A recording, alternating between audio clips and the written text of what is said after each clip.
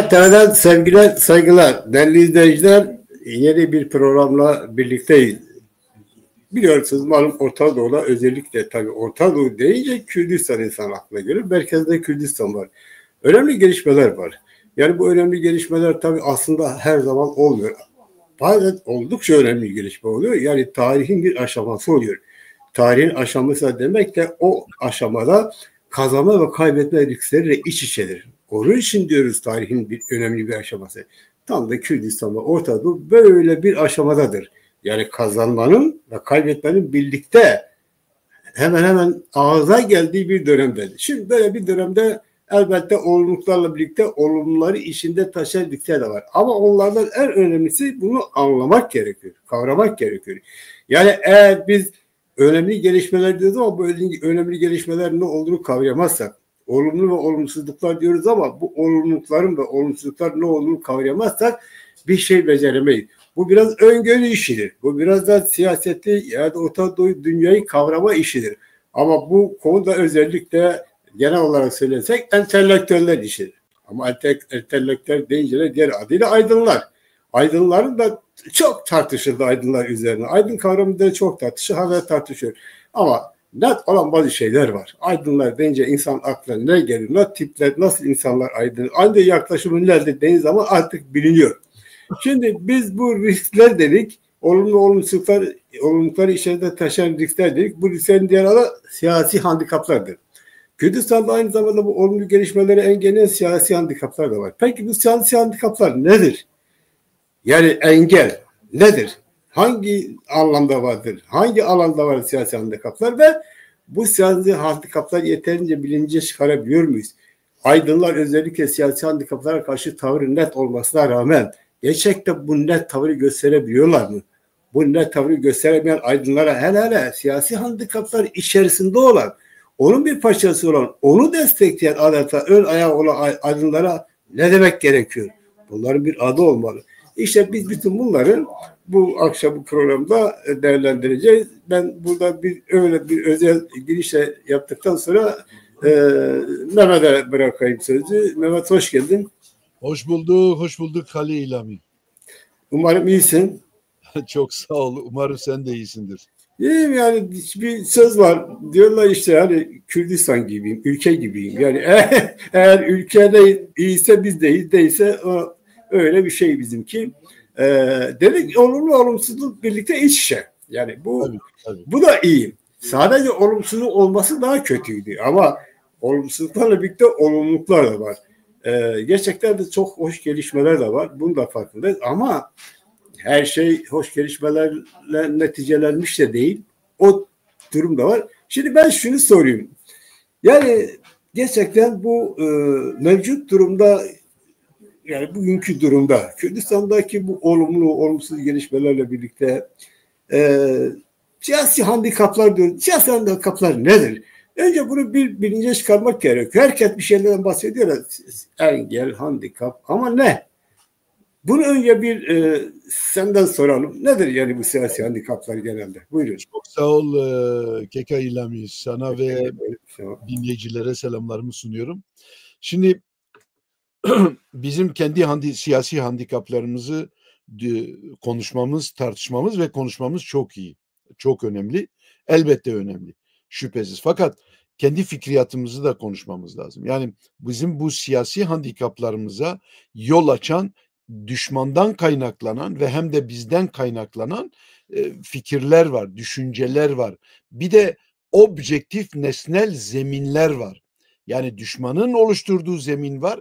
Bir de bizim kendi elimizle sebep olduğumuz zeminler var. Şimdi bütün bu ikisini birlikte ele aldığımızda neden hem fikriyatta hem de icraatta, siyasi icraatımızda bir takım handikaplarla karşı karşıya olduğumuzda o zaman daha iyi anlamış olacağız.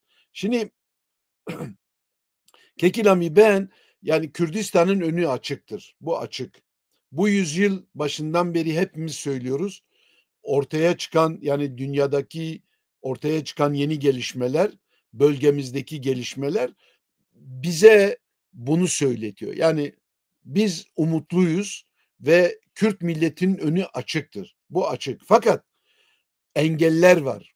Bu engelleri aşmak gerekiyor. Bu engellerin engellerden bahsedersek bunun en büyük örneğin Kuzey Kürdistan'da bunun en büyük sebebinin bizim işgal ve ilhak edilmiş bir ülke oluşumuzdur. Ve düşmanlarımız 100 yıldır Kürdistan'da kendisine uygun bir sömürge kişiliği yaratmış Kürtlerden.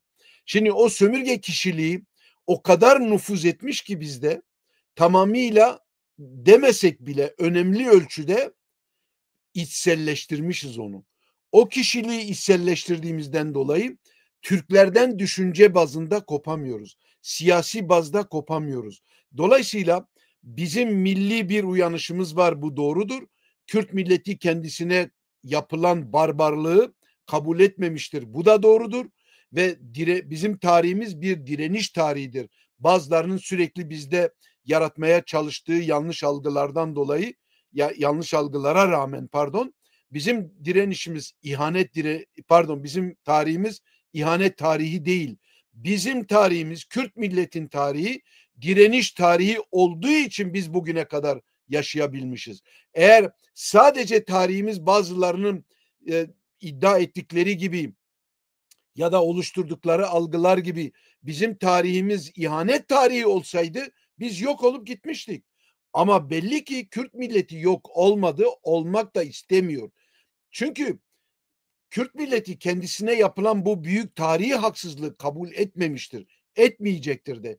Ve bunun içinde ciddi bir şekilde kültürel, siyasi, hukuki her bakımdan bir direniş hareketi olarak ortaya çıkıyor.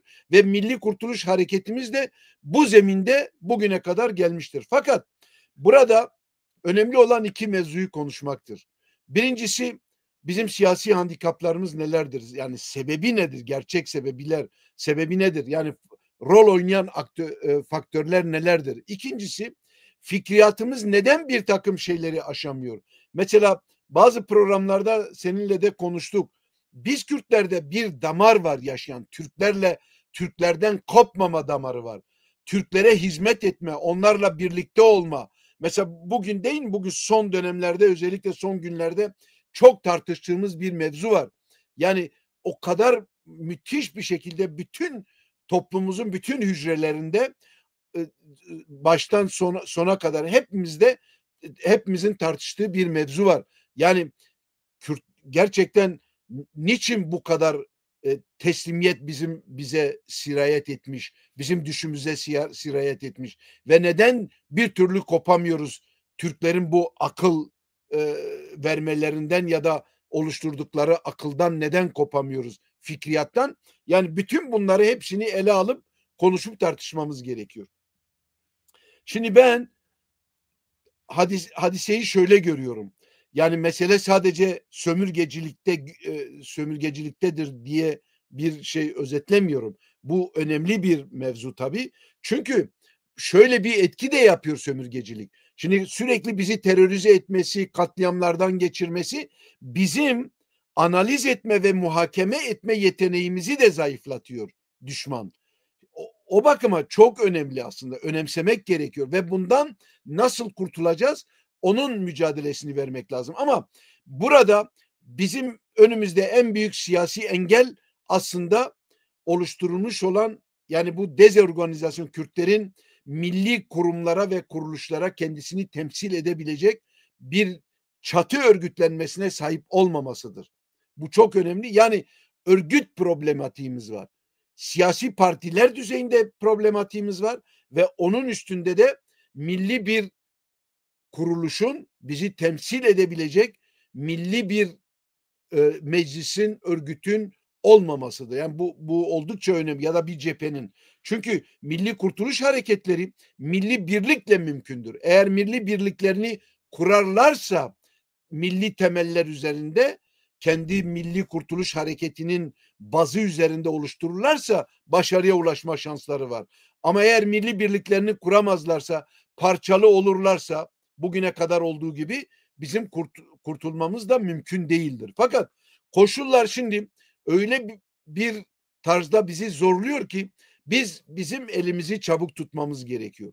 Yani bu siyasi handikaplarımızdan kendimizi kurtarmamız gerekiyor. Şimdi siyasi handikapları özetlersek, birincisi, bir defa bu sömürge kişiliğinden kaynaklanan Türklere bağlı Türk düşünce biçiminden kurtulmama, onun siyasetinden kurtulmama esas handikapı oluşturuyor. Yani kendimizi Türk siyasetinin bizi işgal ve ilhak eden bu barbar devletin siyasi arenasının bir parçası olarak görüyoruz. Ve asıl handikap bu. İkinci handikapta bizim siyasetimizi monopolize eden örgüt ya da örgütlerden kaynaklanıyor. Mesela modernize adına çıkıyor ama kişiyi eziyor, eleştiriyi eziyor, kolektif bir fikriyatın oluşmasını eziyor, ezmiştir. İç infazlarla ya da dış infazlarla neyse ezmiştir. Bizim entelektüel dünyamızın gelişmesini engellemiştir. Bir Kürt entelijansiyasının oluşmasını engellemiştir. Yani bir yandan düşman, bir yandan da bu tür hareketler bunu yapmışlardı. Ama üçüncü bir özel şey daha var, nedeni daha var. O da bizim gibi düşünen devrimci entelektüellerin bir seçenek oluşturmamasıdır. Bu da ciddi bir handikap oluşturmuştur.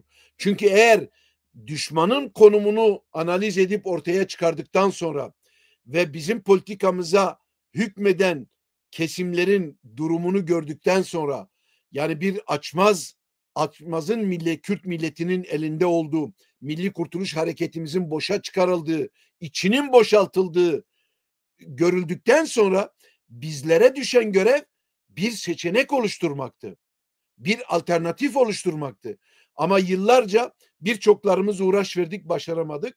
Fakat esas olarak Kürt entelijansiyası diye, Kürt düşünce dünyası diyelim ya da entelektüel kesimleri bir sorumluluk altına girip herhangi yeni bir alternatif oluşturamadılar. Bu üç tarzda özetlediğim şey bizim asıl handikapımızı oluşturuyor. Evet. Şöyle bir şey ekleyebilir miyim? Yani ben de bu konuda şunu söylemek istiyorum. Bu bahsettiğiniz handikaplar birincisi zaten sömürgecilikle kaynaklanıyor. Evet. Bu kesin. Bu birinci şeydir. Ama şimdi bu sömürgecilik kişilik dediniz ya. Bu sömürgecilik kişiliğe karşı bazı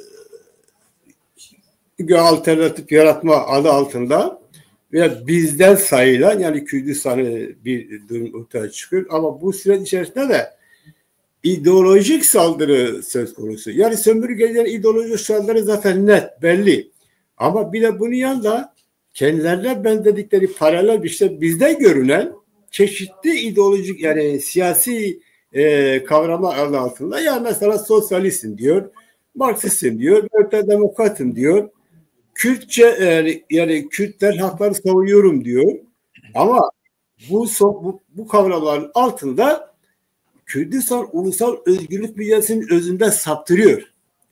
Bu da bir ideolojik saldırıdır. O da düşmandan kaynaklanan saldırı. Mesela daha somut söylersek, bugün Türkiye'de iki ayak var. Devlete ayakta tutan iki ayak var. Bir Kemalizm, yani Türkçülük, bir de İslamcılık. Şimdi bu İslamcılık bazen o ona devrediyor, bazen o ona devrediyor iktidarı. Fakat şimdi Kürdistan'a baktığımız zaman biz şurada bir gerçektir ki, siz de biliyorsunuz ki 60'lı yıllarda dünyada gelişen sosyalizm herkesi etkilediği gibi Kürdistan'ı da etkiledi. Ya biz mesela genelde öyle baktık. Yani genel olarak söylüyorum. Bu nedir? Zaten ideolojiyi, yani sosyalizm ideolojisi penceresinde Kürdistan bak. Fakat öyle bir noktaya geldi ki bu sosyalizm ideolojisinin internasyonalizm diye, hakların kardeşi diye ulusal özgürlüğün özünde saptırıldı. Bugün hala düşmanın da paralelinde bir siyasete dönüşü için özellikle kullanılıyor. Mesela deniliyor ki hakların kardeşliği. Deniliyor ki hakların kardeşliği, işte ümmet kardeşliği, hakların kardeşliği, işte biz ne demektir? Bu internasyonalizm. Demek istiyor ki bizim için ülke, toprak önemli değil. Neredeyse onu diyecek. Ama işte utangaçlıkla demiyor ama artık onu diyor. Ve bundan da kalkarak zaten ulusal özü boşaltma denilen o devlet bize lazım değil. Bayrak zaten ilkel milliyetçiliktir. Devlet ilkel milliyetçilik noktasına geldi. Bu bir sömürgecilikte kaynaklanan, bu da ikinci bir ideolojik saldırıdır. Yani handikap dediniz. handikapını da tabii sizin anlattıklarınıza ek olarak belki diyebiliriz. Bu da somut bir ideolojik saldırı. Şimdi özellikle son yıllarda, yani son 30-40 yılda Kürdistan ulusal özgürlüğüne dayatılan bu ideolojik saldırıdır. Yani Türk sömürgeciliğinden kaynaklanan o açık. Ama Türk sömürgeciliğinin tezleri artık gerçekten geçerli değil. Çok geçerli değil. Hakikaten geçerli değil. Yani sen Kıbrıs'ı işgal ediyorsun. Geliyorsun diyorsun ki İsrail Gazze'yi işgal ediyor. Yani bu gülüş çok tutmuyor. Mesela Efrin'i işgal ediyor.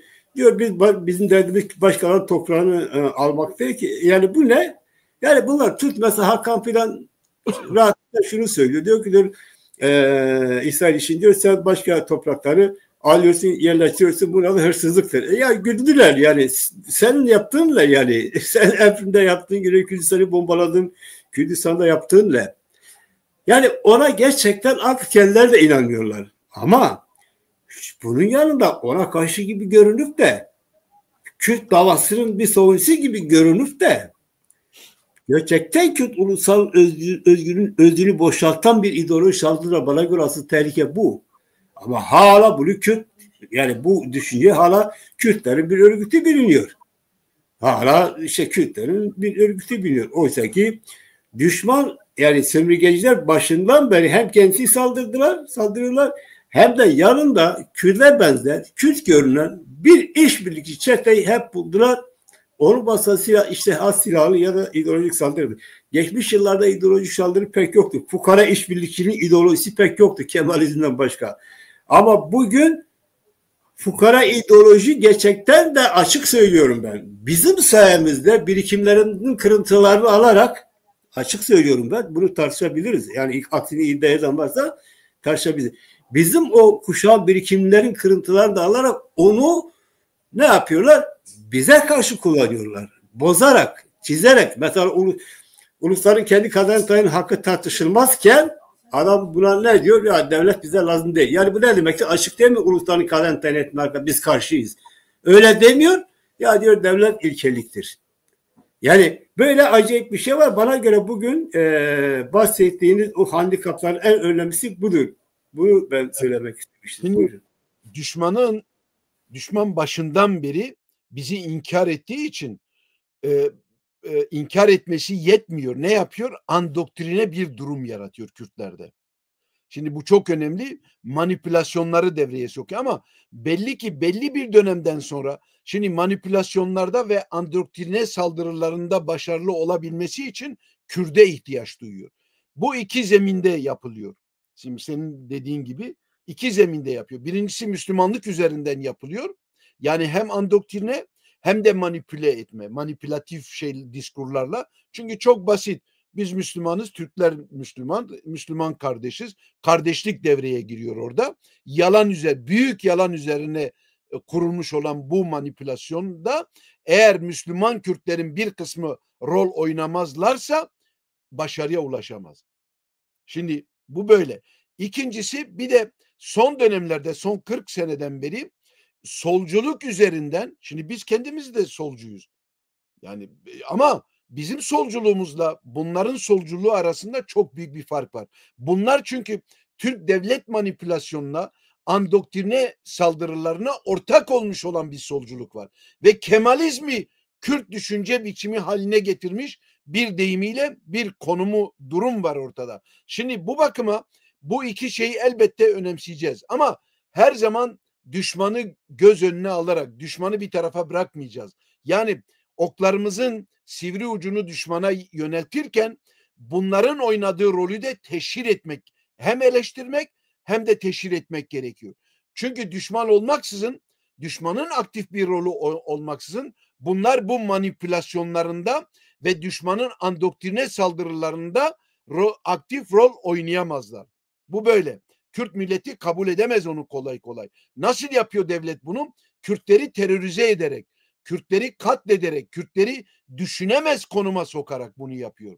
Göç ettirerek, toprağından yani Kürt milletinin demografisiyle oynayarak, onu tamamıyla kendi toprağından söküp atmakla kültürel asimilasyona siyasi asimilasyona tabi tutarak bütün bunları yapıyor. Şimdi devlet üzerine çok şey söyleyebiliriz ama lafı kendimize getirelim. Şimdi bu iki akım aslında yani o eskiden beri söylediğim gibi 100 yılı aşkın bir damar var bizde. Türklerle beraber olma. Osmanlıların son döneminde başlamış olan Birinci Dünya Savaşı'ndan önce gittikçe şekillenmiş olan bir damar var. Türklerle beraber olma, onlarla beraber yaşama damarı. O damar Cumhuriyet döneminde daha kurulmadan Türk Devleti İngilizlerin, Fransızların desteğiyle, büyük uluslararası güçlerin desteğiyle Türk Devleti yeniden kurulmadan devreye sokuldu. Türkler tarafından, yöneticileri tarafından ve Lozan Anlaşması'nda doruğa çıktı. Kardeşiz, hem Müslümanız hem de beraber yaşayan iki halkız. Dolayısıyla bizim Kürtlerden de destek alarak o damarı yaşattılar ve onun sayesinde devletlerini kurdular.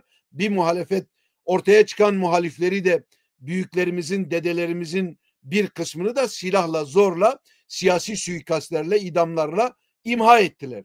Şimdi şu anda geldiğimiz aşamada, geldiğimiz bugünkü ortamda bizim bir saflaşma yaşamamız gerekiyor.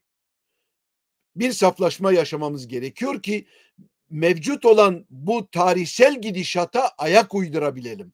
Kürt milletinin geriye kalmaması gerekiyor. Toparlayarak tarihin arkasından gitmemesi gerekiyor. Mümkünse bir parçası, zaten bir parçası olmak zorunda ama önünde olması lazım. Yani tarih sahnesinin önünde olması lazım. Ama bunun için de Kürtlerin fikriyatının yeniden kurulması gerekiyor. Yani bütün bu söylediğim o kötü damardan, Müslümanlık üzerinden ve solculuk üzerinden Kürt milletine dayatılan bu teslimiyet politikalarına açık bir şekilde tavır almakla bu mümkün olabilir. Bu da bir seçeneğin oluşturulmasıyla mümkündür. Şimdi Kürtler çok şey tartışıyorlar, doğru. Tartışmamız da lazım elbette. Yani bütün dünya, ya enformasyon üzerinde dönüyor dünya. Tartışma ve konuşma üzerinde dönüyor. Elbette aslında Kürtler çok konuşmuyor. Az konuşuyorlar. Daha çok konuşmaları gerekiyor. Çünkü konuşmaktan, tartışmaktan fikirler oluşuyor. Doğru yolu böyle bulabiliriz. Muhakemelerle, değil mi? Yani bu fikir çatışmalarıyla. Bunun olması lazım. Fakat burada başarılı olabilmek için aydınların, entelektüellerin kolektif fikriyatının ortaya çıkması lazım. Şimdi bunun üzerinde durmamız gerekiyor. Bugüne kadar baskı altında tutulan entelektüellerin bundan, o zincirlerinden kendilerini koparmaları lazım. Ama sadece Türk Devleti'nin sindirme politikalarına karşı ya da bizim politikamıza hükmedenlerin oluşturduğu caydırıcılık meselesinde değil, bizim sahip olduğumuz konformizmden de kendimizi kurtarmamız gerekiyor. Yani daha aktif bir fikriyat oluşturmamız gerekiyor. Ama bu kolektif olmalı ve bu örgütlülüğe dönüşmeli. Şimdi başka türlü de olmaz. Şimdi ya mevcut olan örgütlerin metamorfozu lazım, yani dönüşmesi lazım. Bu çok zor bir olaydır. Çünkü başına politikasına çöreklenmiş olan kesimler bırakmıyorlar. Devletin de verdiği destekle bırakmıyorlar, rahat bırakmıyorlar. Yeni bir yol ya da yeni bir yol açmamıza izin vermiyorlar. Şimdi o zaman iş geliyor devrimci entelektüellerin sorumluluk almasına. Bu çok önemlidir. Şimdi entelektüel niye vardır? Sorumluluk altına girmesi için vardır. Sorumluluk alması için vardır. Sadece ben entelektüelim demekle olmaz. Sadece bir fikir üretmek, bir şeyler tartışmakla olmaz. Bir şeyler tartışmak, fikir üretmek aynı zamanda sorumluluk altına girmektir. Şimdi bunu tarif etmemiz gerekiyor. Yani nedir entelektüel? Ha? Değil mi? Bunu mutlak surette izah etmemiz gerekiyor. Şimdi bir Fransız entelektüeli var. İsmi Pierre Bourdieu'dur. Ona ben çok başvururum. Çünkü sömürge ülkeleri, özel Cezayir özelinde ve diğerlerinde izah eden, onların, o milletlerin durumunu izah eden araştırmalar yapmış bir entelektüeldir. Dolayısıyla ona başvuruyorum. Yani referans olarak kabul ettiğim için başvuruyorum. Bize yardımcı olduğu için. Şimdi o mesela entelektüelleri ikiye ayırır. Bir, negatif entelektüeller var der. Yani sorumluluk altına girmeyen, ondan kaçan entelektüeller var. Mesela ne diyor? Ben işte fikrimi söylerim, gerisi beni ilgilendirmez. Böyle olmaz. Böyle olmaz. Dolayısıyla ikincisi de sorumluluk altına giren entelektüelden bahseder. Yani böyle ikiye ayırır o. Şimdi sorumluluk alan entelektüel angaje olan entelektüeldir. Yani bir kolektivite içerisinde ona tutunan ve bir örgütlülük yaratan ya da o örgütlülük içinde yer alan demektir. Şimdi bizim hepimizi birleştirecek bir çatı Milli Kürt Meclisi ya da bir cephemiz, Milli Kurtuluş Cephemiz olmadığı için Kürt aydınları ve entelektüelleri dağınık konumdadırlar. Örgütlenmek isteyenler de dağınık konumdadırlar. Çünkü onların ihtiyaçlarına cevap verebilecek aydınlıkta, cevap verebilecek fikriyatta örgütlülükler oluşmamış. Kendi içinde demokratik, bireyi ön plana çıkaran, bireyin görüşüne başvuran ve bunu önemseyen bir şey yok. Örgütlülük oluşmamış. Pardon bir şey söyleyeyim. Yani evet olabilir ama yani örgütlülük oluşmadı diye veyahut da bir dağınıklıktır diye bir aydın, kendisi aydınım diyen birisi göz göre yanlışları, tuhaflıklarla savunmak zorunda değil.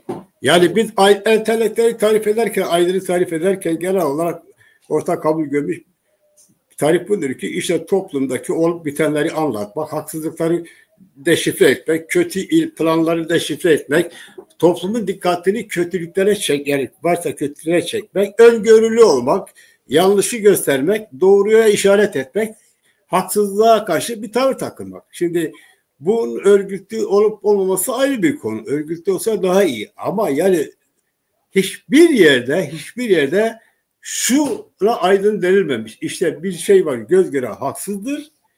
O haksızlık kendi haksız ideolojisi yapmıştır. Kirli bir plan var ortaya çıkmıştır. Deşifre olmuştur. Buna rağmen bunu ballandırarak savunan tipler ama hala kendisi aydınım diyorlar. Yani şimdi bu artık aydın olmanın ötesinde bir şeydir. Yani elbette aydınların örgütlenmesi gerekiyor. Ama yani aydınlar yalnız kaldılar diye gerçekten vazgeçmeleri gerekiyor. Bu özellikleri vazgeçmeleri mi gerekiyor? Hayır. Tabii ki değil. Ama buna da bir isim yani bunu da görmek lazım. Mesela şimdi bugün Türkiye'de olan birçok kirli oyunlar var. Bu kirli oyunlar aslında biliniyor. Fakat söyleyenler söylüyor zaten. Ama bir de bunu söylememek, illa siz bir şey söylemek zorunda değilsiniz. Kimse yani kimse seni zorlayamıyor. İlla bir şey söyle. Ama sen entelektüel diye bir de haksızlığı savunursan o zaman benim de sana yani insanlarla ona bir şey söylemesi gerekiyor. Demeli ki sen haksızlığı savunuyorsun, onun için aydın olamazsın. Yani bir şey söylemek gerekiyor. Şimdi Türkiye'de olan bu, aslında Orta Doğu ülkelerinde olan bu. Çünkü biraz geniş kaftan ele alırsak yani bu biraz o kültürden gelen bir şey. Fakat tuhaf olan ya bir ihanet var ortada. Herkes biliyor. Tartışması ortada ama sen kalkıyorsun illa yani ses et demiyoruz ama etmiyorsan etme. Ama sen ihanette savunarak bana lütfen bizi affedersin aptal yerine koyma. Bizim de bir iki lafımız olacak. Durum bu Mehmet yani. Gerçekten yani. Elbette. Şimdi bizim Kuzey Kürdistan'da entelektüellerimizin önemli bir kısmı devlet tarafından sindirilmiştir. Geriye kalan da politikamıza hakim olan kesimler tarafından sindirilmiştir. Mesela Hizbullah'ın yaptığı katliamları düşün. O aynı zamanda entelektüelleri değil mi 90'lı yılların başında devletin desteğiyle entelektüelleri sindirme hareketi olarak ortaya çıktı. Yani sadece vatanseverleri katletme değil, daha çok toplumda yer edinen elit kesimi, entelektüel elit kesimi imha etmekle işe başladı ve devam etti. Şimdi aynı zamanda bir de PKK'nın yaptığını düşün mesela. O kadar insan katletti. Hem kendi içinde iç infazları hem de dışarıda eleştirenleri de katletti. Yani düşün mesela 80'li yıllarda 90'lı yıllarda Nevroz Bayramı'nı diğer örgütlere yasaklayan bir örgüt. Yani düşün şimdi bu ne yapıyor? Bu entelektüelleri sindirmeye yönelik aynı zamanda. Dolayısıyla entelektüel de orada risk almıyor, sorumluluk altına girmiyor. Şimdi entelektüellerin bir kısmı da Geriye kalan kısmı da şimdi örgütlenmekle sanıyor ki kendi entelektüel vazifesinden vazgeçecek. Hayır. Devrimci entelektüel kendi bağımsızlığını, entelektüel düşünme bağımsızlığını koruyarak örgütlerde yer alır. Yani hiçbir zaman onun entelektüel şeyi yok edilmez örgütlenmekle. Ama birçok örgüt tabii bu rolü oynayabilecek vasfa sahip olmadığı için maalesef o da kötü bir rol oynamış. Ama her şeye rağmen birincisi bir defa entelektüellerin doğruyu analiz etme ve doğruyu söylenme şeyi var, sorumluluğu var. Senin söylediğin gibi. Şimdi eğer bir entelektüel tarifi yaparsak, yani bir aydın tarifi yaparsak nedir bu? Mesela Bourdieu şöyle tarif eder. Der ki düşünme ve eleştiri kabiliyeti olan ve fikir üretebilen kişi şeydir, entelektüeldir. Yani düşünüyorsun, eleştiri yapabiliyorsun, analiz yapabiliyorsun, bu kabiliyeti ortaya koyabiliyorsun ve sonuçlar çıkarabiliyorsun. Yorumlayabiliyorsun. Bu kabiliyete sahip olanlar, herkes o kategoriye giriyor. Yani entelektüel aydın kategorisi içine giriyor. Fakat şimdi burada önemli olan kolektif hareket etmedir. Kolektif biz kuzeyde Kürt milleti siyasi bir sınıfa, entelektüel bir sınıfa sahip olamamışız. Yani kendisini sürekli üretebilecek, geliştirebilecek, o gittiği zaman yerini başkasına bırakabilecek bir konuma ulaşamadık biz. Onun için nesiller arası hem bir şey oldu, bir kopukluk oldu, hem de bir miras bırakmadık. Yani o mirası üzerinden yeniden sıfırdan başlamaksızın o miras üzerinden Milli Kurtuluş Hareketi'nin fikriyatı, örgütlülüğü ve siyasi hareket olarak geliştirebilecek zemin ya yoktu, ya darbe aldı, ya da zayıfladı. Şimdi onun için entelektüele büyük bir sorumluluk düşüyor. Yani kendi siyasi entelektüeller özellikle yani ne diyecektim? Kendisini üretebilecek ve arkasında bir şeyler bırakabilecek bir kabiliyeti ortaya koyması gerekiyor. Şimdi bizde öyle olmadı. Bizde mesela tonlarca entelektüel vardı. 1980 askeri darbesinden önce örgütlere doluşan birçok entelektüel vardı. Fakat daha ilk darbede hemen şey oldu. Yani örgütlülükleri bıraktılar. Yıkılan örgütlüklerin yerine yenisini koymadılar. Koymaya çalıştılarsa da başarılı olamadılar. Şimdi dolayısıyla da bir boşluk oluştu. Şimdi o boşluk düşmanın işine yaradı. O boşluk siyasetimize hükmeden yanlış ve üzerine oturanların daha kötü bir şekilde Milli Kurtuluş Hareketimizin içini boşaltmalarına zemin hazırladı. Halbuki onlar kaldıkları yerden devam etmeleri gerekiyordu. Bütün siyasi hareketler ilk ortaya çıktıklarında darbe alırlar, yenilgiye uğrarlar. Ama önemli olan düşmek değil diyorlar ya, önemli olan yeniden kalkmasını bilmektir. Kaldığımız yerden devam edebilmektir. Yani mesela biz Kavacılar bunu yapmaya çalıştık ama projelerimizde başarılı olamadık. Birçok sebepten dolayı. Diğer örgütler mesela, bazı örgütler de yeltendiler. Ama ondan sonra bütünüyle saha terk edildi. Yani yeni bir seçenek oluşturma yerine, yeni bir alternatif oluşturma yerine saha tamamıyla terk edildi. Ve yanlışlıklar düşmanın da desteğiyle, düşmanın isteğiyle dolayısıyla da bu duruma getirildi. Ve Milli Kurtuluş Hareketimiz bizim siyasi olarak hem fikriyat düzeyinde hem de siyasi olarak düşmanın kontrolü altına girdi. Şimdi burada bir şey daha var. O da şudur. Mesela Güney Afrikalı bir şey var. Bir filozof var. Ondan zaman zaman bahsetmiştim be. Ernst Wolff diye birisi. O da mesela yani sömürgeciliğe karşı, şimdi sorun bir şey var. Külpabilite diye izah ediyor. Yani ne diyorlar? Suçluluk duygusu. Şimdi entelektüel bir icraat yapamadığı zaman o külpabilite diye tarif edilen suçluluk duygusuna kapılıyor. O suçluluk duygusunu kolektif akılla ve icraatla aşacağı yerde, yani örgütlülüğe gireceği yerde ne yapıyor? Ona teslim oluyor. O külpabilite diye tarif edilen, yani kendini suçlu görme duygusu onu ne yapıyor? Sindirmeye, yani bir tarafa çekmeye zorluyor. Şimdi birçok entelektüellerimiz de böylesine kötü bir rol oynamışlardır.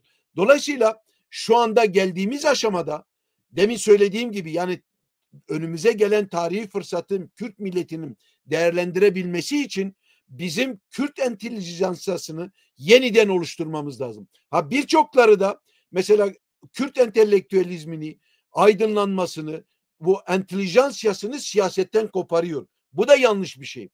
Hayır, aksine Kürt entelijansiyası, düşüncesi, fikriyat dünyası siyasete hizmet etmeli. Çünkü bizim milli meselemiz, milli kurtuluş hareketimiz, devlet kurma icraatımız Kürt milletinin siyasidir her şeyden önce. Hem hukukidir, hem kültürel, hem de siyasidir. Şimdi eğer Kürt entelijansiyası kendi fikriyatını bunun hizmetine sunmazsa ne yapacak yani? Hangi rolünü, hangi sorumluluk almış olacak? Onun için de yani entelijansiyamızı yani fikriyatımızı, fikir oluşturan entelektüel aydın kesimini siyasetten koparmamız doğru değildir. Doğru değildir. Mesela birçoklarında şimdi o diyor ben diyor fikrimi söylerim gerisine karışma. Hayır bu doğru değil. Ne demek gerisine karışmasın? Ya sen entelektüelsin, aydınsın ya değilsin. Eğer analiz düşünebiliyorsan, fikir üretebiliyorsan, muhakeme edebiliyorsan, yorumlayabiliyorsan sen bir entelektüelsin, aydınsın. Öyleyse bu konuda kendini suçlama yerine, külpabilite yerine sorumluluk alman gerekiyor. Ama bu kolektivite ile olabilir. Kolektivite dışında başka bir yol yoktur. Onun için mesela bu şey bahsettiğim o Pierre Bourdieu denen sosyolog, Fransız düşünürü kolektif aydından bahseder. Kolektif aydın. Şimdi tek tek aydınlar var, bir de kolektif aydın var. Ve der ki bir toplumun ilerleyebilmesi için bu kolektif aydının ortaya çıkması gerekiyor. Kekilami. Hadise burada. Şimdi tek tek bir yere varamayız. Yani hani derler ya, Türkolar diyor ya, bir elin nesi var, iki elin sesi var. Şimdi bu iş böyle. Bir araya gelmek gerekiyor. Düşüncemizi bir noktada, bir yerde ortak kolektif akılla bir yere, bir mecraya akıtmamız gerekiyor. O da kolektif aydın ve kolektif örgütlenmeyle mümkündür. Bunu sağlamak gerekiyor. Şimdi bu konuda şöyle bazı manzaralar da var. Mesela diyelim ki ben bazı şey unutmuyorum. Bu Sadat Hüseyin pardon, onun o yakalanmadan işte bir hafta iki hafta evvel böyle Bağdat sokaklarında böyle hava attı ya, artistik yaptı. Böyle tüfekler. Siz o manzarayı belki hatırlıyorsunuz. Evet, şimdi yani etrafında insanlar vardı. O insanlar affedersiniz ağzı salyalı, bağıra bağıra işte aynen işte canla başla seninle paralelde bir slogan Arapça. Evet. Yani çok hırsınca yani sen ölme biz ölelim falan filan. Bir iki hafta sonra Amerika Bağdat'a girince onlardan hiçbirisi kalmadı ortada. Onlar nerede çıktı? Ta o kumların altında çıktı. Yani o kumların altında çıktı. Amerikan askerleri onları görünce çok da küçükleyici bir hakaret biraz küçülsediler. Böyle çukurata fırlattılar. Onlar da böyle yalvarıyorlar. Kurban olan falan filan. Hatta dünya kamuoyu haklı olarak dedi ki bu küçültücü manzaraları yapmayın etmeyin. Onlar da vermediler. Unutmuyorum. Bunu niye söyledim? Bu biraz Orta Doğu'ya özgür bir şeydi. Yani güçlüden yana olmak, haklı ve haksız değil de güçten yana olmak, işte çıkarı ön plana çıkarmak, eğer bir konuda bir birikim varsa onu satmak, deyim yerindeyse onu değerlendirmek değil, ya işte benim bu konuda bir birikim var, işte bu adam daha güçlüdür, diyor gel benim yanıma falan. Maalesef böyle bir durum da var. Şimdi bak bunu niye söylüyorum? Bakın bugün Türkiye'de Kürdistan'da, özellikle Kuzey Kürdistan'da o ilk sıralar bütün örgütlerin ortaya çıkışı, ortaya attığı sebepler, çıkış gerekçeleri, Kürdistan özgürlüğü, evet. Herkes, bütün örgütlerde böyleydi. Aralarında ideolojik farklılıklar olması o günün normal. Ama herkesin böyle bir isteği vardı. PKK'nın de vardı. Hatta PKK bunların isteklerini çok çok az gördü. Federasyon nedir ki? Şu nedir ki? Özellikle nedir ki? Hepsi ihanet deyip böyle Kürdistan ulusal özgürlüğüne hitap eden söylemlerle Yani güçsel, bilinci güçsel olan birçok insan haklı olarak katıldı. Aydın'ı, şuyu, buyu. Süreç içerisinde biliyorsun geldiğim nokta tam tersine döndü.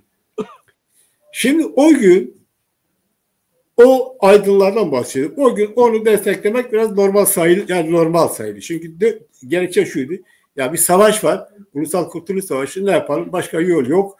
İşte Berlin'de savaşıyor. Hatalar olsa da işte savaşıyor. Çünkü başka yol yok falan filan. Kimse pek bir şey diyemiyordu haklı olarak. Yani bu gerekçe karşısında. Ama bu öyle bir tersine döndü ki ne dediyse onun tersine döndü. Yani ben Öcalan'dan bahsediyorum. Aslında ağzıma almak istemiyorum ama işte biz gündeme getiriyorlar. Devlet getiriyor. Ben şimdi o aydınlara bakıyorum. Aydın olma gerekçesini ortadan kaldıran tezleri savunuyor Öcalan. Yine de onun yanında. Yani burada bir tuhaflık var. Ben bu Saddam Hüseyin'i onun için örnek verdim. Orta Doğu'da biraz da şey var. Benim doğru haklı ve haksızlıktan ziyade yani güçlü olma, kişisel çıkarı var. Şimdi bugün Öcalan'ın söylediklerini herkes biliyor, dünya alem biliyor. Yalnız benle sen bilmiyor, herkes biliyor. Bunlar da bilmiyorlar. Öcalan'ın Kürdistan işini boşalttığını, Kürdistan'la vazgeçtiğini, Kürdistan devletini istemediğini, bayrağını istemediğini, hiçbir şey istemediğini bunlar da bilmiyor mu? Ama hala bu aydınlardan bahsediyorum. Hala dün de evvelki gün ben okudum, birisi şunu söylüyor. Bizim o beklediğimiz Öcalan'ın açıklaması çıktı. İşte Türkiye, Irak, İran devletine karşı Amerika saldırısı oluyor. İşte Türk devletinin, ırkçı resmi Türk devletinin söylemi. Ne diyor biliyor musun? Aynı kişilerden bir kişiyi. Gördünüz mü? Niye bu barış görüşmeleri kesildi ya, İmralı'ya gidip gelmeler. Diyor ki gördünüz mü? Onlar devletin istediğini Öcalan söylemediği için kesilir. Şimdi şunu demek istiyorum. Bu kadar da dal kavukluk olmaz. Ya bu kadar da vicdan yoksunluğu olmaz. Bu kadar da bizim aklımıza oynamak olmaz. Ya ses etme kardeşim. Biz sana bir şey demiyoruz. Ama sen insan akla oynadın mı sana deriz ki ben değil sen aptalsın. Aynı kişi şunu söylüyor. 3 gün evvel. Dedi ki Öcalan çok zeki bir insandır. Öcalan Türkleri oyalıyor. Bak. Çok zekidir ve Türkleri oyalıyor. Öcalan bu açıklamasından sonra da şimdi devleti Türkleri oyaladı. Devlet Öcalan'dan istediğini almadığı için gidiş gelişleri durdurdum. Yani insan bu kadar rezil olamaz. İnsan bu kadar kendisini düşüremez. Açık söyler ki ben kitaplarımı satmak için bu işi yapıyorum. Bıktık. Gerçekten bıktık ya. Bu insan akla oynamayın. Bu halkla oynamayın. Söyle kardeşim söyle. Ben kitaplarımı satmak için pek ekiliyim. Apıcıyım. Böyleleri var ama kendilerine bak sana diyorum ki bize çağırsak bana sana demokrasi seminerlerini veriyorlar. Çağırsak bana sana aydınlar üzerine seminer veriyorlar. Demek ki kısacası herkes her şeyi biliyor. Sorun nedir biliyor musun bana göre? Sorun vicdan sorunudur. Ben böyle değerlendiriyorum. Ben sözü tekrar yapayım size bırakayım. Buyurun. Rica ederim. Tabii ki vicdan da var işin içerisinde. Fakat şimdi güçlüden yana olma bütün toplumlarda var. Sadece bize mahsus değil. Ama bizim gibi şark kültürüne sahip olan bir millette çok daha belirgin bir şekilde ortaya çıkıyor. Şimdi Türkiye'yi düşün mesela. Değil mi? Senin verdiğin Arap ülkelerini örnek ver. Şimdi kim güçlüyse, iktidarı elindeyse, silah elindeyse ondan yana oluyor. Şimdi fakat aydın şeyi değil, aydın kategorisine girmiyor bütün bunlar. Şimdi Amerikalı bilinen büyük bir entelektüel var. Kürtlerin de dostu Noam Chomsky denilen. Der ki onun çok güzel bir şeyi var. Aydın sorumluluğu, dürüstlüğü ve gerçeği söylemekle başlar. Şimdi aydın bununla başlar. Dürüst olması lazım. Gerçeği söylemesi lazım. Şimdi dürüst olmayan, ne kendisiyle ne toplumuyla dürüst olmayan bir insanın ondan gerçeği söylemesini bekleyebilir misin? Bekleyemezsin. Şimdi bizimkiler de böyle. Benim için aslında burada asıl kıstas şuydu ve bugün de odur. Abdullah Öcalan PKK içerisinde iç infazlara başladığı zaman sesini çıkarmayan, hatta destekleyen ya da bugüne kadar hiçbir şey söylemeyen insan benim nazarımda aydın değil, hatta insan bile değil. Yani kusura bakmayın böyle konuşacağım. Çünkü iç infazlar Kürtlerin yani PKK eliyle insanlığa karşı işlenmiş suç kategorisine giriyor aslında iç infazlar. 1 değil, 2 değil, 10 değil.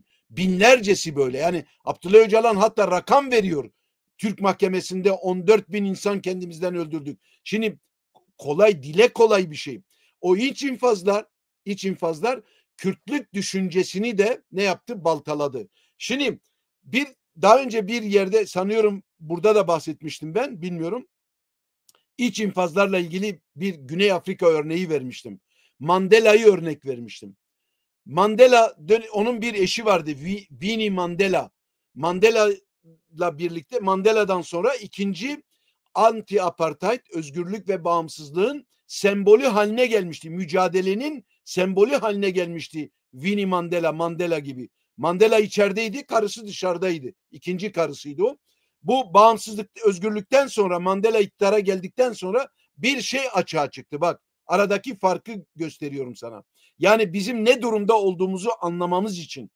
Bu Winnie Mandela hakkında ANC, yani Güney Afrika Ulusal Kongresi içerisinde bir şey çıktı. Yani bir gerçeklik gündeme geldi. Winnie Mandela bir tek insanın, bir Güney Afrikalının ölümünden sorumlu tutuldu.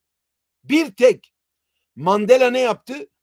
Tabii Winnie Mandela'nın sorumluluğu ortaya çıkınca Mandela eşini boşadı. Yani özgürlüğün sembolü haline gelmiş mücadele, anti-apartheid mücadelenin sembolü haline gelmiş kendi eşini, Winnie Mandela gibi bir insanı boşadı. Ve ANC'de, Güney Afrika Ulusal Kongresi de onu üyelikten attı. Bak, bir tek insanın ölümünden sorumlu tutulduğu için. Ya PKK içerisinde 14 bin tane insan öldürdük diyor kendimizden. Bu senin sıradan insanları bir tarafa bırak. Onlar işin farkında değiller belki. Hala farkında değiller. Hala durumun ne olduğunu bilmiyorlar. Ama durumu bilen, gören, şahit olanların tavrına bak. Bırak tavır almayı, savunanlar bile oldu. Hala onu savunuyorlar ya. İşte tuhaf falan o yani. Tuhaf falan o. Abdullah Öcalan'ın hala Kürt milletini temsil ettiğini ve Kürtler adına çok büyük bir politika ürettiğini düşünebiliyor musun? Büyük bir politikacının olduğunu söylüyorlar. Ya büyük olsa ne olacak? Yani bu kadar iç infaza bulaşmış, yaptırmış, onun zeminini oluşturmuş bir insan seni nasıl temsil edebilir? Ki kaldı ki gerisini de konuşmayalım. Bir tarafa bırakalım. Şimdi biz Aydın meselesine gelelim. Bak, Aydın, bu Noam Chomsky der ki Aydın'ın bir şeyi olur, bir stratejisi olur. Ya bir stratejiye, bir ideali olur. Şimdi bizdeki ideale bak. Güçlüye tapınmayı ideal olarak bize yutturmaya çalışıyorlar. Güçlüye tapınmayı bize fikriyat olarak satmaya çalışıyorlar. Düşünebiliyor musun? Yanlış olan burada. Onun için bizim saflaşmamız gerekiyor. Yani bunlarla baş edilmez. Şimdi sen güçlü ol, sen iktidar ol, herkes gelir senden yana olur. Bu iş böyle. Bunun sonu gelmez. Bu geçmişte de böyleydi, bugün de böyledir. Ama önemli olan o kolektif aklın ortaya çıkması, düşüncenin ortaya çıkması ve böylelikle bu tür insanlara yer verilmemesi gerekiyor. Şimdi ben bakıyorum mesela, ya örgütlerde suç işlemiş, örgütlerin malını, mülkünü çırpmış, değil mi? Bu yani halkın malını, mülkünü çarpmadır, hırsızlık yapmadır. Şimdi bakıyorum, çıkıyorlar televizyonlarda konuşuyorlar, hiçbir şey olmamış gibi davranıyorlar ve birçok insanlar da bilmesine rağmen onlara yer veriyorlar. Onları destekliyorlar, konuşturuyorlar. Hayır, bu olmaz. Birincisi, Türk devlet düşüncesinden kopmamış, onu savunanlar, hala Türk devletin Kürtlerin hamisi olduğunu iddia eden insanları çıkarmamak gerekiyor. Onların düşüncesine ihtiyacımız yok. Türk devlet düşüncesini savunanlardan, bilmem Abdullah Öcalan'ın büyük bir politikacı olduğunu söyleyenler, bilmem onun peşine takılanlar, yani bunlarla bir saflaşma yaşamamız gerekiyor. Saflaşma yaşanması gerekiyor ki tıpkı Bourdieu'nun dediği gibi kolektif aydın ortaya çıksın. Kolektif aydın, kolektif entelektüel ve böylece Kürt entelijansiyası, Kürt düşüncesi de bizim milli kurtuluş, devlet kurma aklıyla Kürdistan'da milli kurtuluş, bağımsızlık stratejisini savunan, çünkü Noam Chomsky'nin dediği gibi eğer entelektüel bir stratejiye, bir ideale sahipse bizim idealimiz ve stratejimiz Kürdistan'ın bağımsızlığıdır. Bağımsız Birleşik Kürdistan'ı savunmadır. Dolayısıyla buraya angaje olan aydınlarla diğerleri arasında bir ayrımın, bir saflaşmanın olması gerekiyor ki yani suların biraz durulması lazım. Herkesin yerinin belli olması lazım. Bu şart, bu süreçte şarttır. Niye biliyor musun? Çünkü başka türlü ayak bağından kurtulamayız. Başka türlü kolektif entelektüeli ve kolektif entelektüelizme dayanan yeni bir örgütlenme, yeni seçenekler oluşturamayız. Hadise burada Kekilami. Evet. Şöyle bir algı da var. Evet, mesela bütün ülkelerde de olduğu gibi bize de farklı görüşler olacak. Bu çok normal. Zaten bu demokrasinin olmazsa olmazı. Ama burada anlaşılması gereken bir şey var. Ulusal davaya karşı bütün içini boşaltmış, ulusal davanın özgürlük talebinden uzaklaşmış, ona karşı olan bir gerçek var. Bunu hala bizden biri yani bir Kürt örgütü gibi sayma algısı var. Eğer öyle olsaydı ya der ki bu Öcalan'ın görüşleri bir Kürt örgütün görüşleridir. Yani ama yanlış yöntemleri var. Yanlış olsaydı baş göz üstüne dedik ya o da bizim bir yanlışımız. Hayır arkadaşlar. O artık karşı tarafındır. Bunu anlamayan Kürdistan ulusal özgürlüğünü anlamaz. O karşı taraftadır. Onun Kürdistan diye bir derdi yok. Öyle görünüyor. Ha dünleyin tartışılırdı. Dünleyin nasıl oldu, nasıl öyle göründü. Ama açıktan aşağı diyor ki diyor bana altın tepside versen de ben Kürdistan'ı istemiyorum. Kürdistan devletini istemiyorum. Ben işte bilmiyorum ya her şey söyledi. Söylemediği bir şey kalmadı. Şimdi biz buna işte bizden biri de biraz yanlış yapmış mı diyelim? Hala öyle mi diyelim? Hayır. Bu yanlış bir algıdır. Bunu anlamak gerekiyor. Bizden biri değil artık o. Karşı taraftandır. O sömürgecilerin kendisi dediği gibi hizmetine girdiği bir şeydir. Ve biz elbette geniş düşünüyoruz. Bütün yanlış siyasetlere, yanlış görüşlere başımızın gözünün üstüne. Evet, yani yeter ki ulusal özgürlük davasının sadıkı ol yeter. Ulusal özgürlük davasının özgürlüğünü nasıl yapmak lazım? Yöntemi nasıldır? Sen sosyalistsin, ben Marksistim, o dindardır. Olabilir onlar hepsi başımızın gözünün üstüne. Ama eğer birisi bizden değilse, sömürgecilerin tarafına geçmişse ona tartışmaz, ona karşı mücadele edilir. İşte Öcalan'la yaklaşım budur. Şimdi aydınlar da bunu biliyorlar. Öcalan ne dediğini, ne demediğini her şeyi biliyorlar. Buna rağmen dün tam tersini söylediği zaman nasıl aydınsa bugün de hala diyorlar ki, demek istiyorlar ki bizi yine aydın görün. Ben göremem kardeşim, sen artık aydın değilsin. Sen artık dal kavuksun. Yani ben bunu söylerken ne kızgınlığımdan söylüyor. Evet kızmışım, bir kızgınlığım var ama bu kızgınlığım ulusal özgürlüğe ihanet etmenin kızgınlığıdır. Yani edenlere kızgınlıktır. Başka hiçbir yürüsel dedim ya yanlış da olsa hatalı da olsa onlar hepsi bizim kardeşim. Ben sana artık aydın diyemem ki. Sen çünkü Kürdistan ulusal özgürlüğüne karşı mücadele eden bir saptasın. Sen dünden öyle değildin ama bugün öylesin. Sen dün devlet istemeyenlere haindir diyordun. Doğrudur. Ama bugün devlet isteyenler haindir diyenlerin yanındasın. Ben artık seni dün nasıl seni seviyorsam, sana nasıl saygı duyuyorsam bugün duymam. Sen çünkü kendi zıddına döndün. Sen kendine olan saygını yitirdin. Sen yitirdin kendi saygını. Ben sana nasıl saygı duyayım? Böyle tuhaf bir durum var yani. Ben özellikle bu yanlış algıyı hatırlatmak istiyorum yani. Tabii. Şimdi bir defa bizde yani bizim gibi toplumlarda eleştiriye tahammül yok biliyor musun? Eleştiri bastırıldı, bastırılmaya devam ediliyor hali hazırda. Ama demin söylediğim şeye dönüyorum. Eğer ciddi bir alternatif seçenek yani aydınların kolektif birliği oluşursa böylece eleştiri yerini bulur. Çünkü eleştiri bilinçlenmenin silahıdır der. Bu Bourdieu denen adam Fransız düşünürü. Eleştiri bilinçlenmenin silahıdır. Şimdi dolayısıyla eleştirisiz olmaz. Ama bu örgüte bak, birincisi devlet eleştiriyi yasaklamıştır. İkincisi de bu tip örgütler eleştiriyi yasaklamışlardır. Böylece entelektüel dünyamızın, kolektif dünyamızın gelişmesini, fikriyat oluşmasını engellediler. Fakat şu anda işi kendimizden başlatmamız gerekiyor. Yani bir alternatif, bir seçenek çıkmasını isteyen kesimlerin bir araya gelmesi gerekiyor. Yeniden örgütlenmeleri gerekiyor. Devrimci fikirler temelinde bağımsızlık stratejisini temel alan bir örgütlülüğe gitmeleri gerekiyor. Şimdi daha önce siyasi tecrübesi olan, sağda sola dağılmış olan kesimlerle yeni dinamikleri, genç dinamikleri bir araya getirmek lazım. Bunu kurmak gerekiyor. Böyle da yani bizim, çünkü Milli Kurtuluş Hareketleri aynı zamanda aydınlanma hareketidir. Kürdistan Milli Kurtuluş Hareketi, Kürt milletinin aydınlanma hareketi olması gerekirken bir yandan düşman, öbür taraftan siyasetimize hükmedenler ne yaptılar? Sindirme hareketine giriştiler. Evet. Yani, dolayısıyla bunun aşılması gerekiyor. Ama aşılabilmesi için işte o kolektif aklın ortaya çıkması gerekiyor. Ama bu kolektif akıl örgütlenmeli. Sadece bir araya gelmekle olmaz bu. Gerçekten siyasi bir örgüte dönüşebilmeli. Şu anda aslında bizim en çok tartışmamız gereken mevzulardan bir tanesi bu olmalıdır.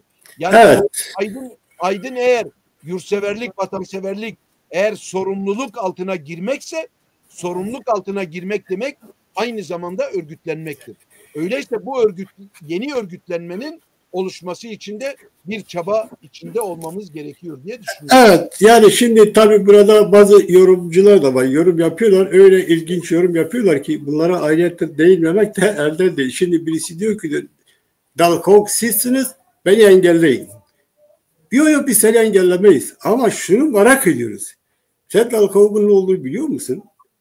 Dal Kavuk sana söyleyeyim. Sen bilseydin söylemezdin bunu.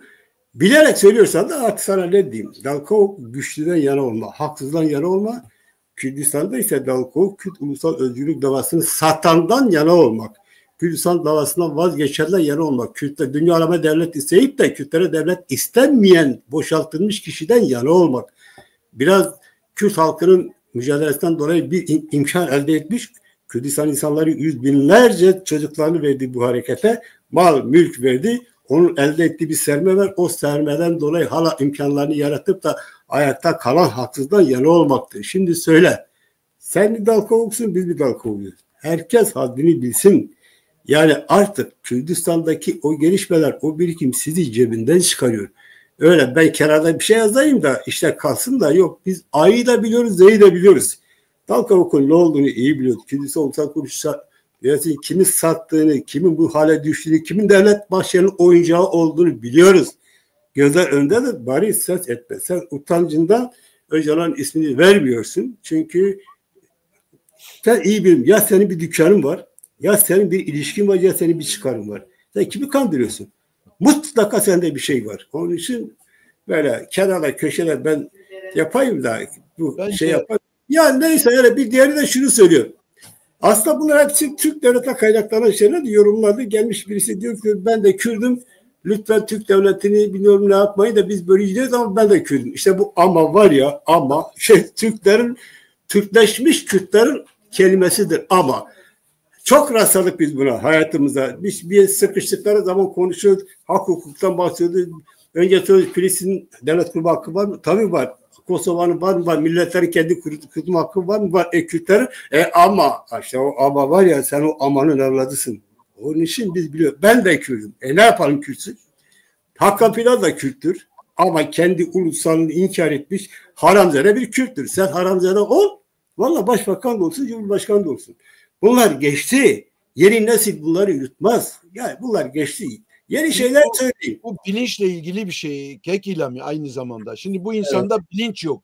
Kendi ülkesinin Türk devleti tarafından Kürdistan'ın işgal edildiği, ilhak edildiği, sömürgeleştirdiğinin farkında değil.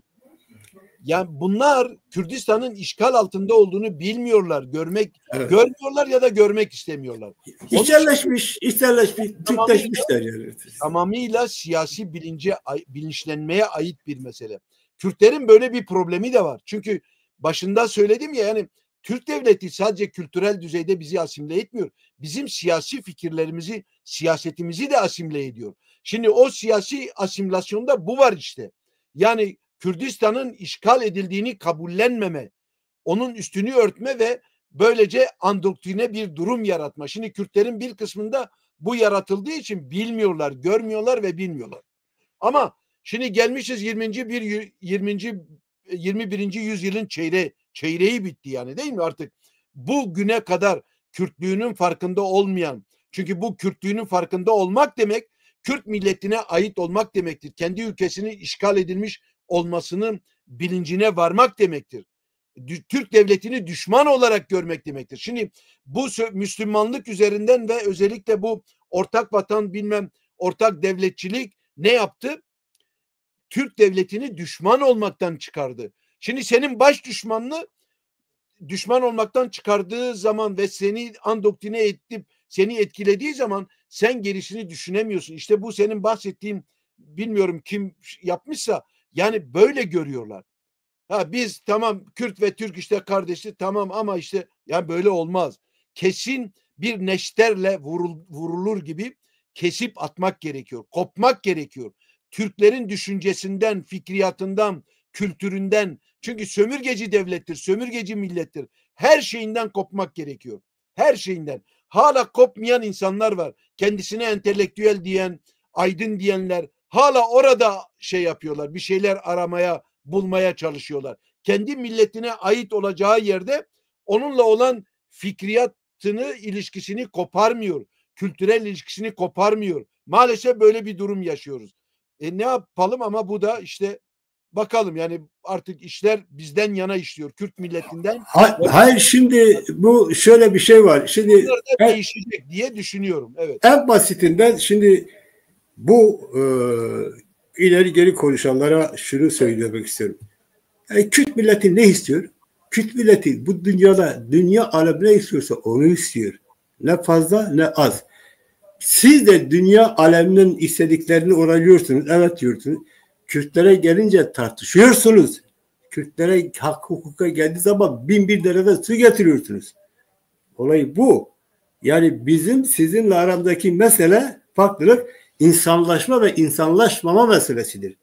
Yani Kürt ulusal özgürlüğünü savunmak, Kürt millet hakkını savunmak için Kürt olmaya gerekmez. İnsan olmak yeter. İnsanlığını tanımlamışsanız yeter. Biz mesela dünyanın neresinde olursa olsun ezden bir milletin özgürlük hakkını savunuyoruz. Kim olursa olsun, hangi millet olursa olsun o milletin kendi özgürlük hakkını, isterse devlet kurma hakkını savunuyoruz. İşte fark bu. Siz herkesin savunuyorsunuz, yalnız Kürtleri savunuyorsunuz. Kürtlere gelince istemiyorsunuz. İşte fark bu. Niye? Çünkü insanlaşmamışsınız. Açık söylüyorum. İnsanlaşmanızı tamamlamamışsınız. Onun için Kürdistan ulusal özgürlük sorunu aynı zamanda bir insanlaşma sorunudur. Bunu kabul eden insanlaşmasını tamamlamış. Bunun için Kürt olmak şart değil. Türk de olur, Arap da olur, Amerika da olur. Ama kabul etmemişse, kabul etmezse bir milletin özgürlüğünü insanlaşmamışsın. İsterse yine kim olursa olsun. Olay budur. Yani bunu insanlara anlatmak diyeceğim ama şimdi aslında mesela bu şeyi söyleyenler bize şüphesiz Kosova devlet kurdu, o küçük devletler kurdu. Onlara desem ki ya onlar devlet kurdu haklılar mı? Hepsi diyecek haklı. Filistin devlet kursun haklı mı? Evet haklı. Hepsi yani burada bize böyle ileri geri konuşanlara söylüyorum.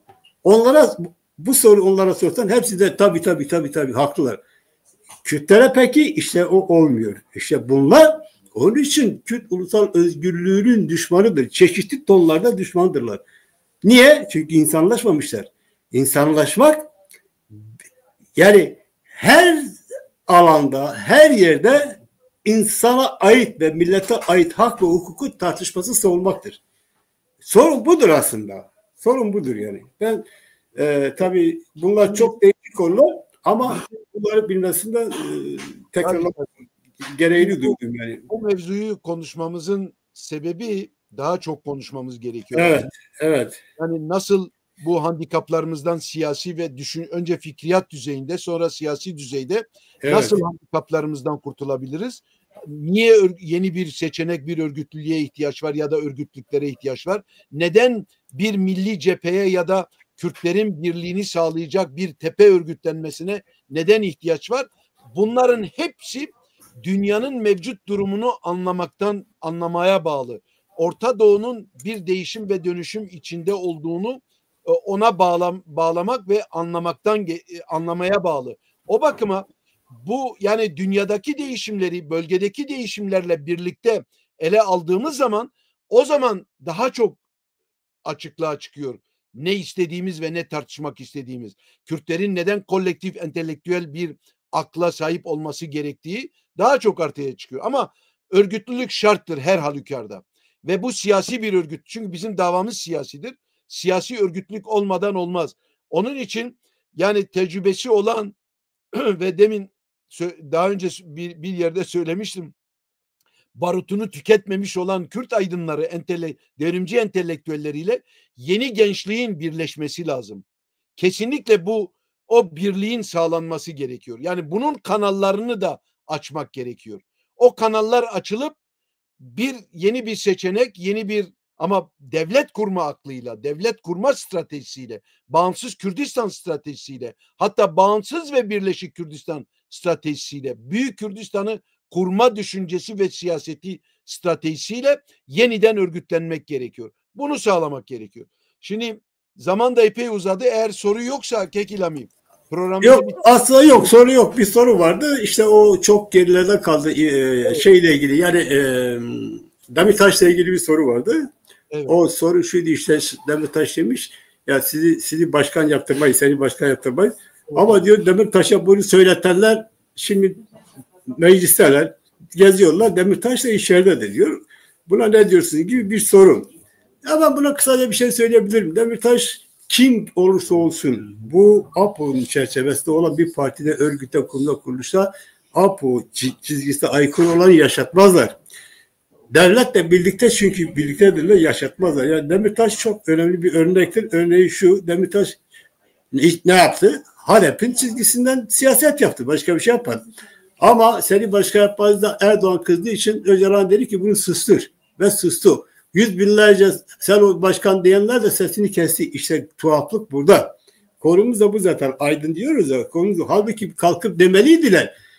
Bizim başkan dediğimizi affedersiniz bir serseri. Çünkü Ali Kemal Özkan ne oldu belli olmaz birisi gitti tehdit etti Demirtaş'ı.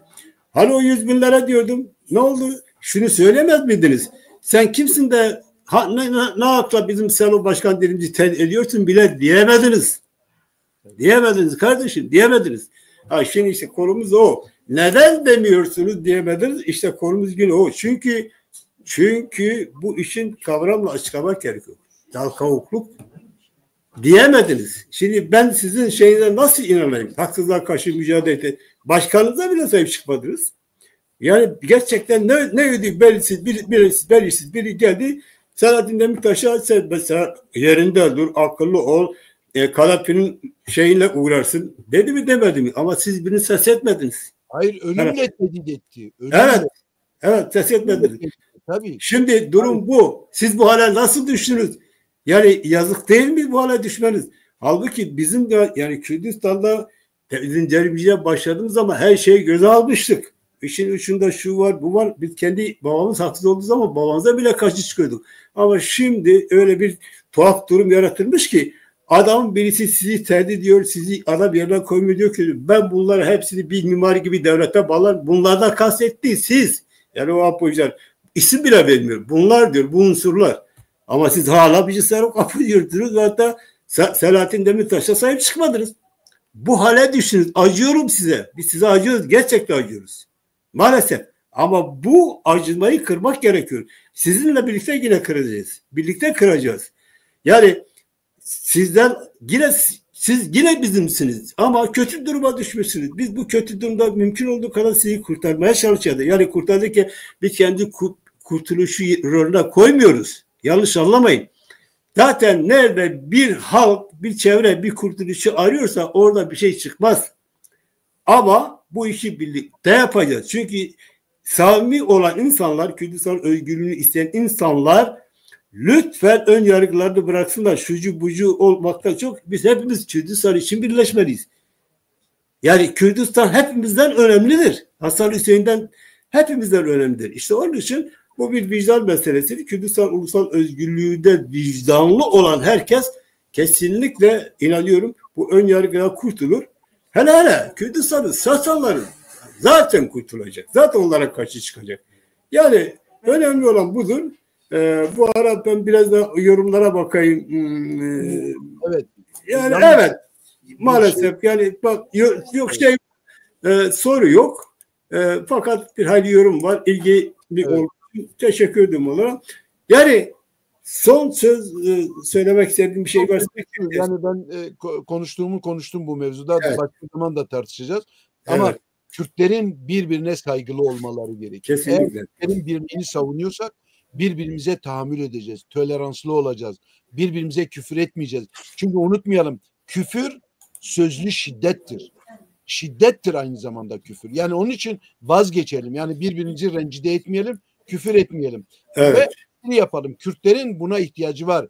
Eleştiriye ihtiyacı var. Ama eğer birbirinize küfür ederseniz bu şu anlama gelir. Demek ki sen Kürdün birliğini istemiyorsun. İki Kürdün bir araya gelmesini, her şeyden önce birbirinizi anlamanızı istemiyorsunuz demektir. Onun için daha medeni bir tarzda ben zaman zaman karşılaşıyorum. Yani bana da çok küfürler edenler oldu ama bakıyorum gittikçe bir düzelme var bu tartışmalar neticesinde. Kürtler artık birbirlerine hakaret ve küfür etmektense birbirlerini eleştirmeli. Normal yani insani, medeni tarzda, çerçevede, kategoride birbirlerini eleştirmeli, fikir alışverişi yapmalı. Ama birbirlerimizi eğer rencide ediyorsak bu düşmanın işine yarar. Çünkü Kürtlerin birliğini engellemenin sebeplerinden bir tanesi de odur. Kürtlerin birbirine hakaret ve küfürüdür. Buna son. Yani bu dijital siteler Kürtlerin birbirine küfür etmesi için kurulmamış. Bunları konuşmuyoruz. Bunlar zaman kaybıdır. Kürtlerin zaman kaybına tahammülü yoktur artık. Daha farklı düzeyde birbirlerine hitap etmeli. Daha farklı düzeyde bir araya gelmeli ve birbirlerini dinleyebilmelidirler. Evet. Ben programı artık sonlayalım. Evet. Soru yoksa. Teşekkür ediyorum bu görüşlerin için. Burada sonlayalım. Ben de artık bir dahaki seferde illaki başka konularda Ama yani Kanal TV'yi de desteklemeyi unutmayalım. Bağımsız Kanal TV'yi destekleyelim. Evet. Beğeni yapalım. Yani ondan da geri kalmayalım. Evet değerli arkadaşlar, bir programın sonuna geldik. Şimdi aslında biz dediğimiz gibi bu Kanal TV hepimizindir. Kanal TV hepimizin, bütün yurttaşlarındır. Konuşmak için, tartışmak için, fikirlerini anlatmak için kapısı açıktır. Yurttaşlara hepsine kapısı açıktır. Onun için diyoruz Kanal TV sizindir ve destekleyin, kendinizi destekleyin. Yani o anlamda diyoruz. Umarız bu bir program çerçevesinde anlatabildiklerini ancak bir program çerçevesinde anlatabildik. Tabii çok değişik konular var, çok boyutları var. Onu da her fırsatta zaman buldukça tekrar biz sizinle görüşlerinizi paylaşacağız ve siz de istediğiniz zaman isterseniz ekrana gelin, isterseniz yorum yapın. Dediğim gibi bu Kanal TV bütün Kürdistan yurttaşlarındır. Ne olursa olsun. Yurttaşlar olması yeter. Dinci mi, sağcı mı, solcu mu, ateist mi, Marksist mi hiç önemli değil. Biz bunlar hepsini yurttaşlar görüyoruz. Ya Kürdistan devletleşmesini isteyen herkes bize göre yurttaşlardır. Bunu tekrar belirtmek istedik.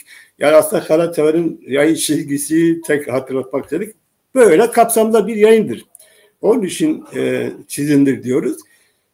Bir dahaki yeni bir programda başka bir konu ve konukla görüşmek üzere. Hoşça kalın. Bizi dinlediğiniz için teşekkür ederiz.